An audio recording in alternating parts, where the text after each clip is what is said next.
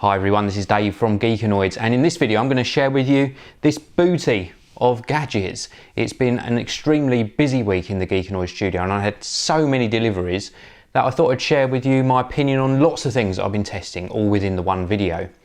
You will find underneath this video shortcut links to take you to specific items. So let's get through to the first particular item. Which one should I go for first? I know which one I want to show you first, and that's this one here. This is the CellBlaster. Now, I've shown you one of these devices before, or a very similar device. And what it is it's a cell phone sanitizer. Let me just pop it down a minute. I'll just show you the box. This is what the box looks like. So this is what you'll be sort of receiving if you order this. And inside the box you get the cell phone sanitizer itself, plus you also get a power supply. And it's from a company called Spectroline. So if you want to search them up, spectroline.com. And the cell phone sanitizer that I showed you before was very slightly different. It was like an upright design. And the trouble with the upright design was because of the height of it, you couldn't sort of sanitize larger devices. So even my iPhone 5 wouldn't fit in the previous one I tested. With this one, you pull this sort of lever on the front, and then it lifts up. If I can just do this, there we go. And you can see what it looks like inside. Look at that. Very, very striking design inside.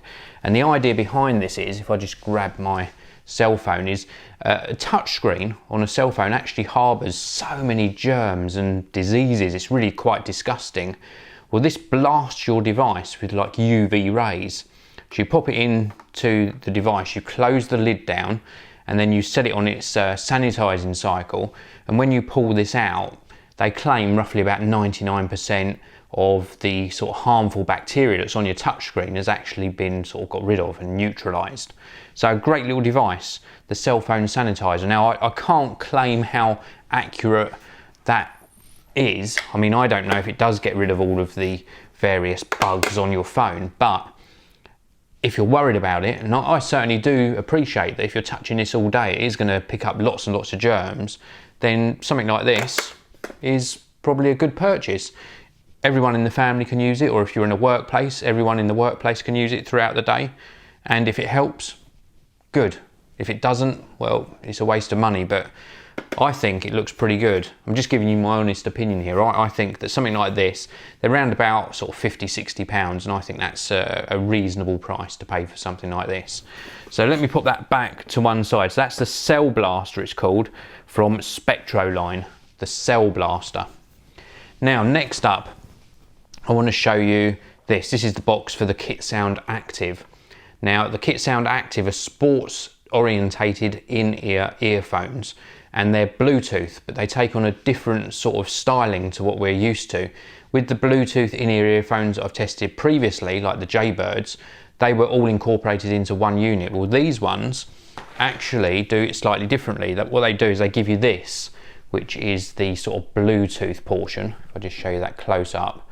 So this particular bit is the bit that actually houses the Bluetooth connectivity, and it also gives you playback, volume and track control, and it's like a clip type design. So if I show you around on the back, it clips onto your clothes, and then you've got the input there for the earphones. Now this has got a couple of advantages. First of all, it's very light, and it also allows you to use both the included earphones, or if you've got a favorite pair of earphones, you can use your own, because you're just plugging them into that little sort of Bluetooth module. Now the actual earphones that they provide, they are almost tangle-free. Believe me, they're almost tangle-free, not quite, but they're a nice quality cable actually. It's like a flat type cable, 3.5mm audio jack obviously, so you could plug this direct into your phone if you didn't want to use that Bluetooth module. And the Bluetooth module plugs in and then connects to your smartphone, and then you can get wireless audio to these or whatever earbuds you're going to use. And they feel a little bit cheap actually, the actual earphones. Let me give you a little close-up of that. So the earbuds are plastic construction. The actual audio quality of these is pretty good. I've been very, very pleased with how they sound. They're not the best sounding headphones. You're not going to get the best sounding headphones in this sort of price bracket, but they sound perfectly adequate. Both the sort of bass frequency sounds good, the amount of detail sounds good, They're just sort of regular sort of headphones, a bit better than bundled headphones that you get with a smartphone. So this is it. This is the KitSound Active, a good combination. Headphones or in-ear earphones and the little Bluetooth module here. And as I say, I appreciate that these are kept separate, because if you don't like using these, then you can plug in your own set of earphones. It's just well constructed though, nice little kit, do like it a lot. Moving on, we crack through this to the next one. We have got what's a really nice sort of security camera. If you're wanting to sort of keep an eye on your property, maybe you've got quite a lot of equipment in your home, perhaps you've got a studio or an editing room like me, perhaps you have got a small business and you take security very seriously, which I personally do. This is the TrendNet TV IP672WI. Let me just show you that model number on the side. And it's a really nice little unit. It's a security camera that connects to your Ethernet network. This is what the back of the unit looks like. And on the back there, we've got the Ethernet connection. We have also got a connection there for the power supply. We've got a little reset button, and then we've got a connection for an antenna. So you've got all the connections you need to get this hooked up to your home or business environment network. Once it's hooked up to the network, you can then monitor this remotely.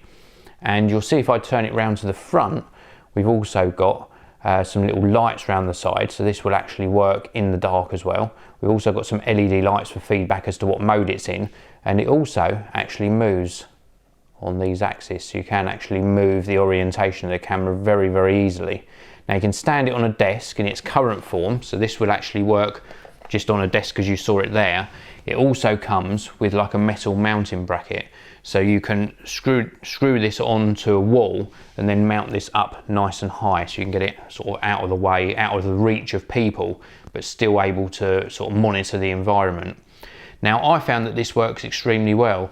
IP cameras or internet protocol cameras that connect via Ethernet are something that I've sort of really been interested in for a long time, because I want to keep an eye on all of my setup, and this one works better than most. Something I forgot to point out on the back is it has actually got a micro SD card slot on the back as well, so that's a very useful feature.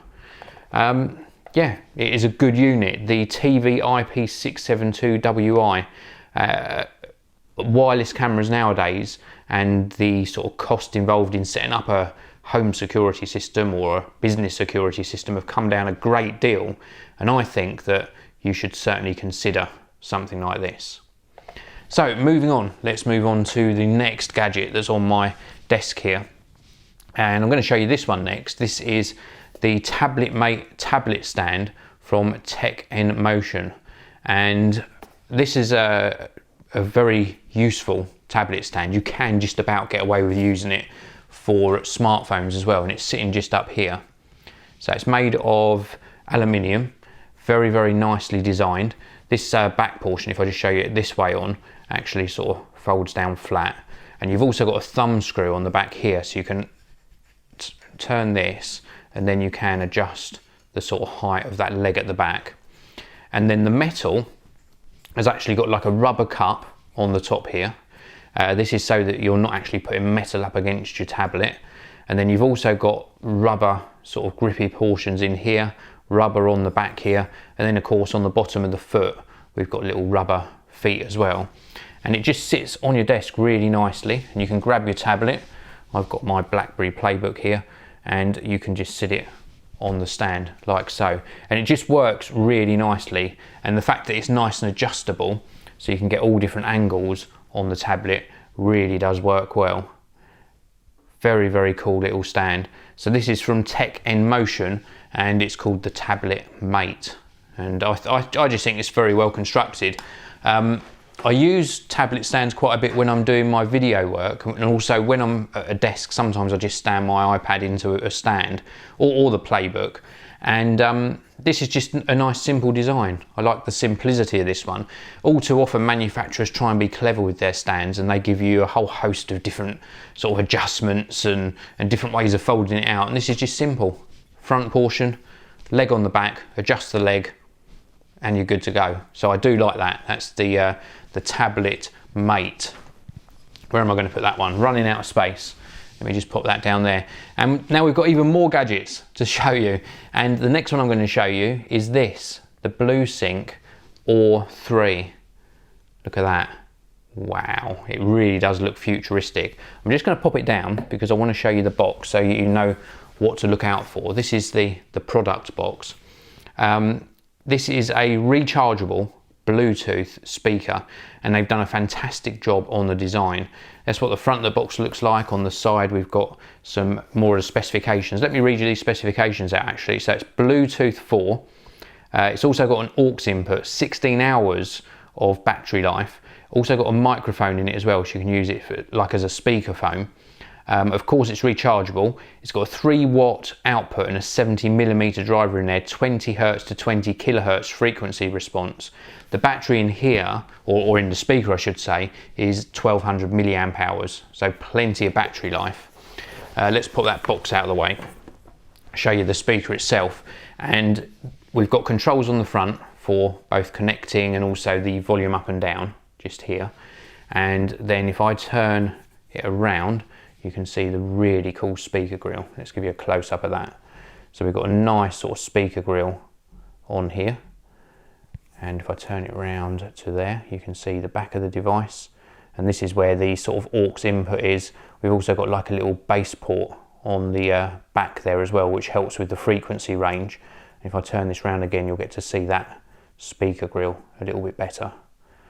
And then the buttons, I'll show you those buttons on the top there. Really, really nicely designed. I love these sort of dual, I say dual, I'm trying to give it a fancy name for you on the video. I like the colours. I like the fact that we've got a nice deep black and it's a satin black finish. And then we've got this nice gloss blue band. So I like the colour scheme on this one. And it sounds really good. Very, very easy to connect. You just pair it up with your smartphone or your iPad or your Google Android based tablet, and the sound it actually delivers is very, very nice. And it looks very modern as well. Just sitting on the desk there, it just looks really nice, a nice modern design. The bass range on it is impressive. It doesn't rattle, we get no distortions, even at high volume, no distortions on this one. And it just works really well. I really do like this one. It is a very, very clean design and a very clean sound. This is the BlueSync Or 3. I would have liked them to have called it the Orb 3. Maybe they couldn't for technical reasons or legal reasons, but a very, very nice speaker. Like that one a lot.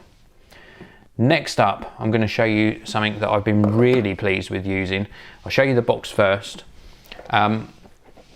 I use my SatNav on my smartphone quite a lot, but the trouble with doing that, the trouble with using your SatNav on your smartphone is battery life. You kill the battery life. My iPhone 5, if I use it for an hour, hour and a half on SatNav, is just useless to use after that. So this is a really nice solution. This is the Garmin Nuvi 40, and it does what all SatNavs do, which is give you nice turn-by-turn directions. I'll give you a close-up of the box there. It's got some really nice features. If I just turn it round there, we've got a top view of the box. We've got a view of the box there, so very sort of plain box. I'll show you the actual device in a minute. Let me just pop the device down.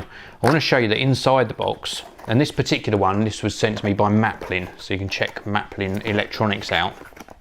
Inside the box, you get everything you need. You get a little sort of suction cup to put on your car windscreen. You get this, which goes on the actual SatNav itself, and it has a little sort of ball socket joint. So when it's on that, you can adjust it, and you also get a car charger in there as well. So you can actually charge it as you're using it. And this is the device itself. If I've got some battery left in it, let's just turn this on. It was quite low on battery when I started recording this video. So if it's run out of battery, I will show you the interface in another video, or I might just pop off and charge it, and I can give you a closer look. Let's do that. Let's just go and charge this and give it some charge, and then I can show you it in action. Okay, so I've put the Garmin Nuvi 40 on charge now, and stupidly, well, not stupidly actually, I was doing my job. I'd used this for about 3 or 4 car journeys without having it plugged in. I wanted to see how long the battery lasted, and when I started to do this video, I tested it, it still had battery charge in it, and sod's law, it ran out mid-video. So anyway, we'll come back to that before the end of this particular video you're watching, and I'll just run through, show you how the screen is and tell you my opinion on it. You'll also have noticed that another box has appeared, this yellow and black box here. And the reason I put that there is because within the last couple of hours I had another delivery, and they were these Oblanc NC2 2 U.F.O headphones, so NC2-2 U.F.O headphones, and I've had them out of the box already because I just was so keen. Look, here they are here sitting on my lap. I was just so keen to actually sort of try them, and I wanted to show you them in this video just to give you a little bit extra to actually watch. Now these are closed back headphones, 20 Hz to 20 kHz frequency response. They've got 40mm driver, and also a 30mm neodymium driver in here as well. Shall we take a look? Should we really take a look? Because I was impressed. I've only used them, disclaimer time, this is not a full review. I've used them for probably about 25-30 minutes, just while I was charging the SatNav. But here they are, and they are really very, very comfortable indeed. Oh man, and they do cut out a lot of noise, because now I can't even hear the sort of accurate volume that I'm speaking to you guys and girls at. They've cut out so much of the outside noise, so they're actually sort of over-ear headphones, not on-ear, these are over-ear. Super amount of padding on these, and they feel really comfortable. Quite heavy though, sort of not mega heavy, but quite heavy on the head, and a nice amount of adjustment. We've got sort of ratchet adjustment on the side. The ear cups have got some movement on the other axis, not a massive amount of movement, but enough movement. We've also got on this ear cup here, we've got an on-off button, and also volume up and down, and a bass control as well. And then on this side here we've got a USB socket, so that gives you some indication as to some of the extra features that are in these earphones as well. I haven't had time to play with them properly though, to really pass full judgment on them, other than the fact that they do sound really nice. Obviously 3.5mm audio jack, hardwired though, so you can't remove the cable, which is a bit disappointing. Let me just give you a close-up of that ear cup, and then I'll be able to show you the controls on the side. So they just look really, really nicely made. And then we've got those controls on the side for bass, volume, and the on-off button. So really cool looking headphones. Now, as I say, this isn't a review because I've only used them for literally 15-20 minutes, but my initial impression of them is they sound really nice. They do sound very, very nice indeed. These are the Oblanc U.F.O, I can't remember the model number now, NC2-2. So cool headphones. Moving on, let me just get rid of these, put these out of the way, and we will come back to that SatNav, I promise, before the end of this video. But I've got one more product. I'm not even going to take this out of the box because I'm going to show you this in another video. My car that I drive around, if you watch the Geekanoids channel regularly, is a red Mini. Yes, a red Mini with a black roof. And I was sent this. This is really cool. This is by BeeWi, B-E-E-W-I, and this is a Bluetooth car, and it's a Mini Cooper S. So it's the same as my car, and you can control it. Let me just open this front up with your smartphone. Look at that. And rather than take this out of the box and show you this in this video, I thought I'd wait and then show you it next to my car. So you'll get to see the little Bluetooth controlled Mini Cooper S alongside a full-size Mini Cooper, and we'll see how good a job they've done in matching the styling and see if it goes faster than my Mini.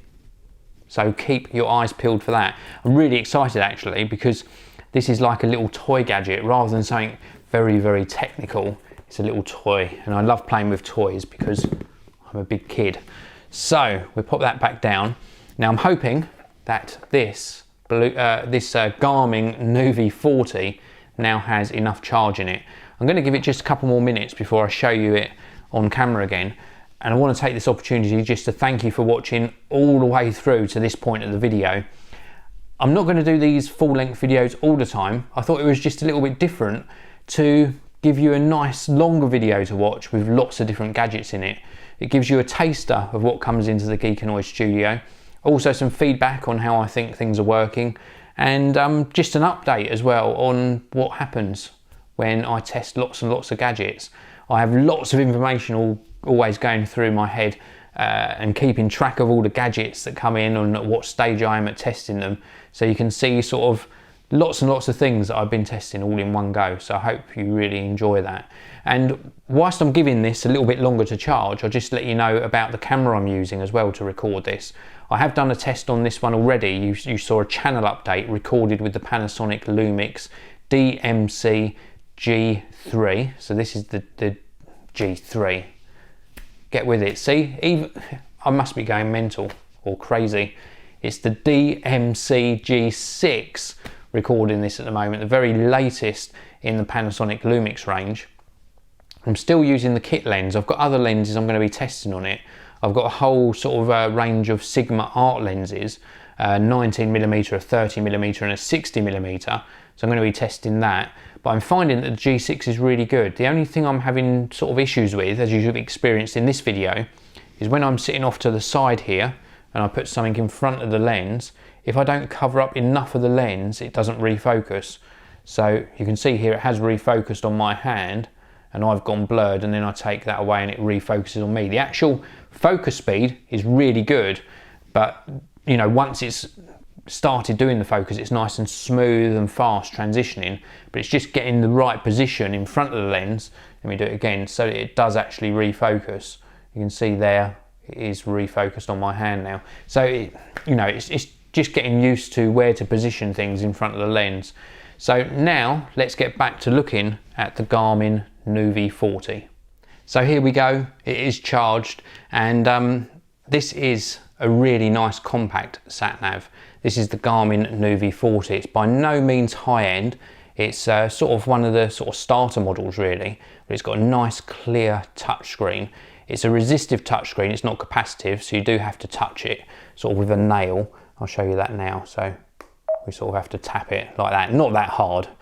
And then if I go back, you can see sort of the main menu screen. So we get a sort of option there to search for somewhere or just to view the map. We've also got settings and volume settings on that main home screen. On the top here, we've got the power on off button. We've also got a little slot here. This is where that bracket that I showed you earlier fits into.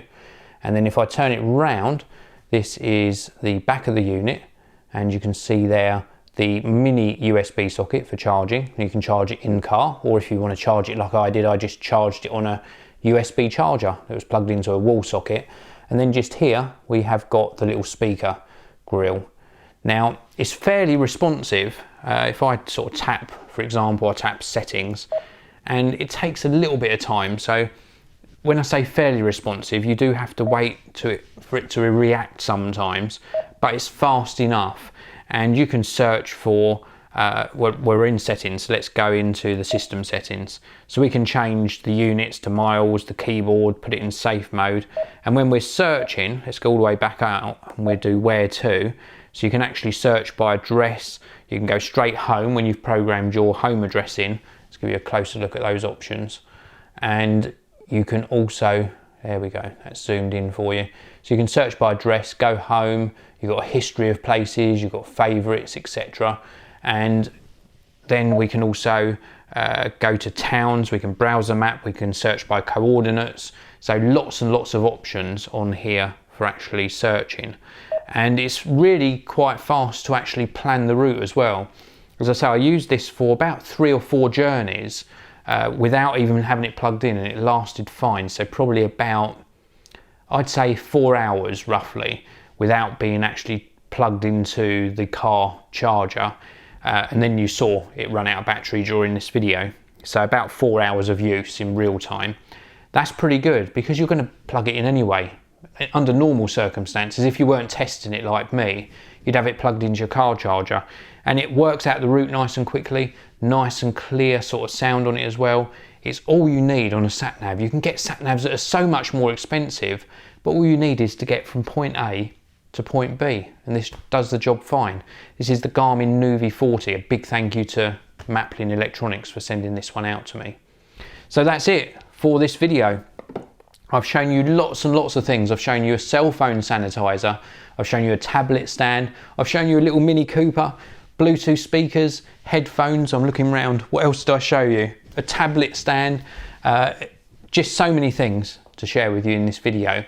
And these are some of the little sort of gadgets and gizmos that I get sent day in, day out, and I love just unboxing them and playing around with them. It takes up a lot of my time, but I love doing it because I am really a big kid. And the thing I'm most looking forward to getting out of the box, because it's the only one I haven't unboxed in this video, is the little Mini Cooper S from BeeWi. I'm really looking forward to testing that one and bringing you a video just on that next to my Mini Cooper. Look, I'm beaming with a big smile because of the BeeWi. So that's it for this video. Please, please, please do hit that like button. I really do appreciate it when you hit the like button. Please subscribe, tell everyone you know about the Geekanoids channel, and I'll see you all in the next video.